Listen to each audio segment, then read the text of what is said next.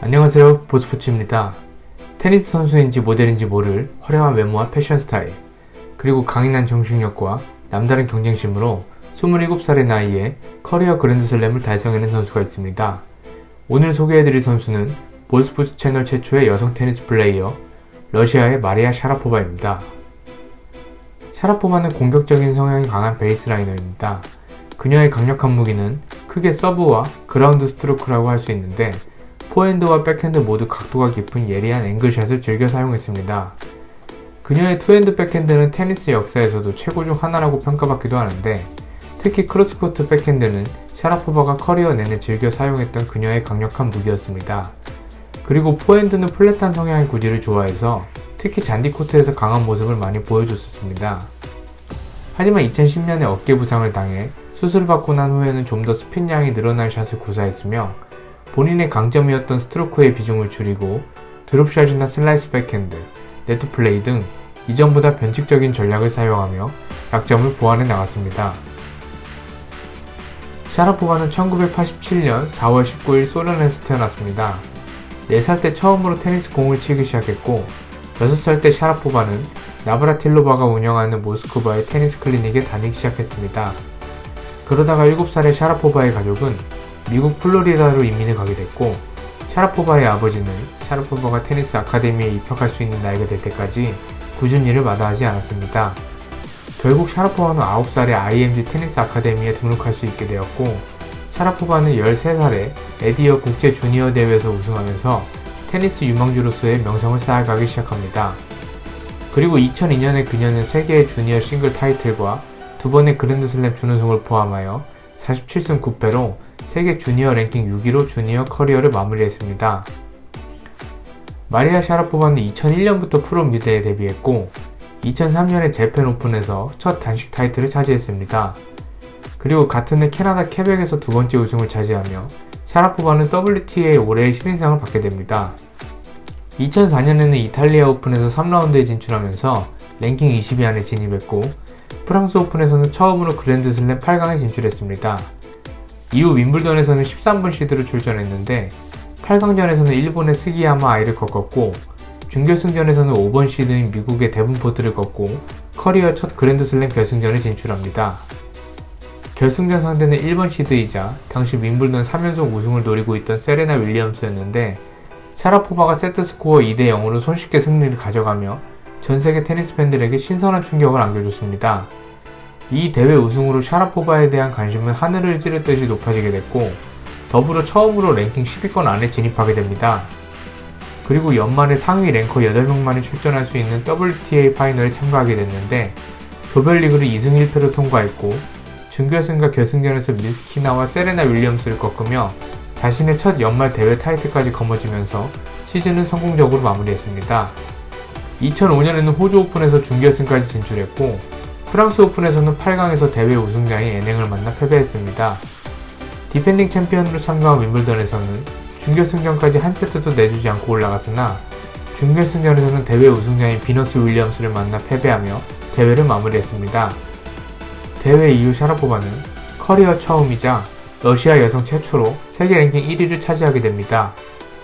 톱시드로 나선 US 오픈에서는 준결승까지 진출했지만, 이번에도 역시 대회 우승자인 킴 클리스터에게 패배하며 대회를 마쳤습니다. 2006년에는 호주 오픈에서 작년과 마찬가지로 준결승에 진출했지만, 이번에도 에냉을 만나 3세트 끝에 패배했습니다.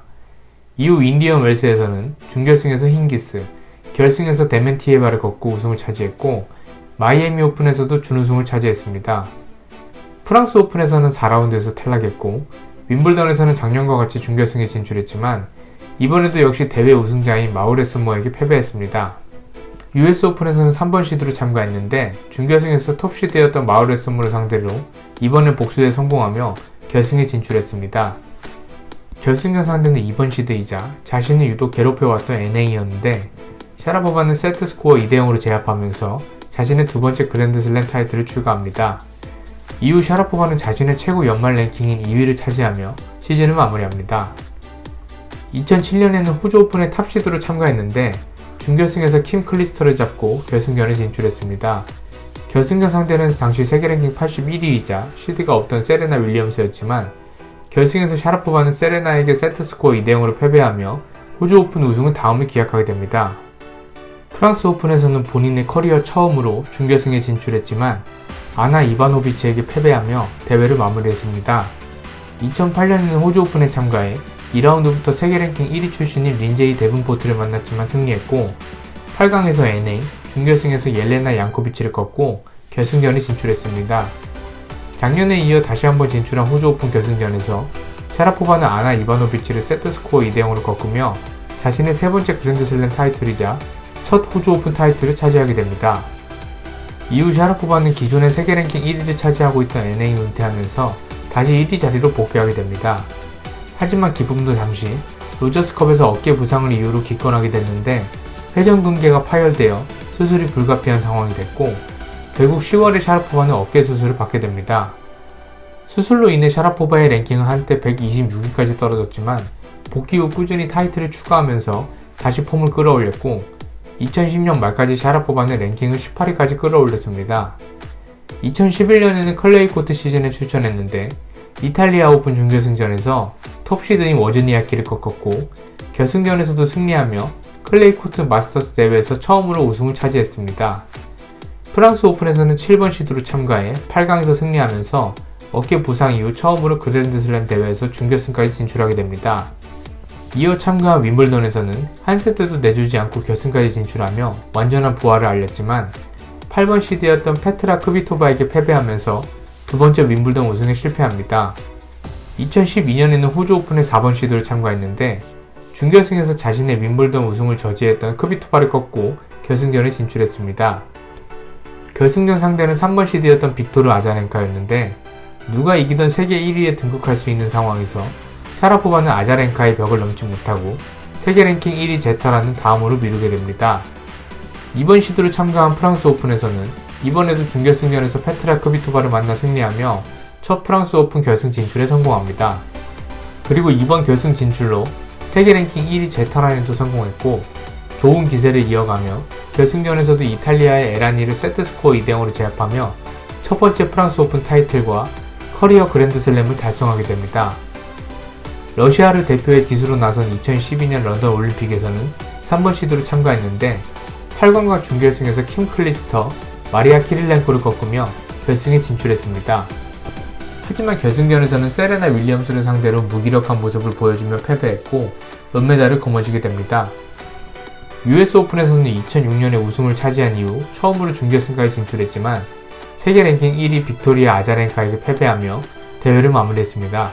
2013년에는 호주 오픈에 참가해 준결승까지 진출했지만 중국의 리나에게 패배했고 프랑스 오픈에서는 준결승에서 아자렌카를 꺾고 2년 연속 결승 진출에 성공합니다. 하지만 결승전 상대는 1번 시드인 세레나 윌리엄스였고 세트스코어 2대0으로 패배하며 타이틀 방어에는 실패합니다. 2014년에는 반복되는 어깨 부상으로 출전하지 못하다가 프랑스 오픈에 참가했는데 8강에서 가브리엘 무구루사를 만나 승리하며 준결승에 진출했습니다. 준결승전에서는 캐나다의 유진 부차드를 3세트 끝에 제압하며 샤라포바는 3년 연속 프랑스 오픈 결승 진출에 성공합니다. 결승전 상대는 루마니아의 시모나 할레비였는데 두 선수는 3세트 동안 3시간이 넘는 명승부를 보여줬고 결국 샤라포바는 본인의 두 번째 프랑스 오픈 타이틀과 다섯 번째 그랜드슬램 타이틀을 차지합니다. 2015년에는 호주 오픈에 참가해 네 번째 결승 진출을 이뤄냈지만 세레나 윌리엄스에게 다시 한번 패배하며 준우승에 머물렀습니다. 이후 2016년에는 호주 오픈에서 약물 테스트에서 양성 반응을 보였고 국제 테니스 연맹에 의해 2년간 출전 정지를 받게 되었습니다. 이후에 징계 기간이 15개월로 단축되긴 했지만 복귀 후 샤라포바의 기량은 급격하게 떨어졌으며 2020년까지 부상과 씨름하다가 호주 오픈에서의 1라운드 탈락 이후 샤라포바는 은퇴를 선언하게 됩니다.